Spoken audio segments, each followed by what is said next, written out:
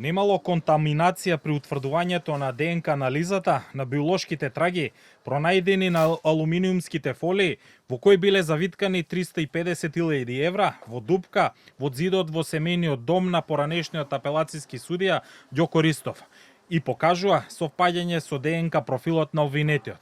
Ова денеска пред судот го истакна вештакот на МВР Ана Лалеска, оценувајќи дека анализата е изработена согласно сите пропишани процедури и дека резултатите се веродостојни. Со ова практично и падна одбраната на обвинетите кои тврдеа дека додека се прибирале материјалните докази на вештаците, им била скината ракавицата и со тоа бил контаминиран доказот, односно ДНК на Ѓоко Ристов. Добиваме брисеви подигнато од друго оделение, означени со баркодови и ги ставаме на ДНК анализата и на крајот исклучиво според ДНК профилот донесуваме стручно мислење.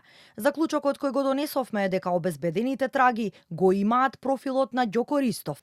Расправата ја обележа и тензии меѓу обвинетелката Искра Хаџивасилева и бранителот на Ристов, адвокатот Звонко Давидовиќ, поради честите приговори, пошто судот ги предупреди дека ќе бидат отстранети од судницата доколку продолжат со меѓусебните расправи. Самото повикување на вештаците по наша оцена беше безпредметно, бидејќи од нив не добивме никакви нови факти.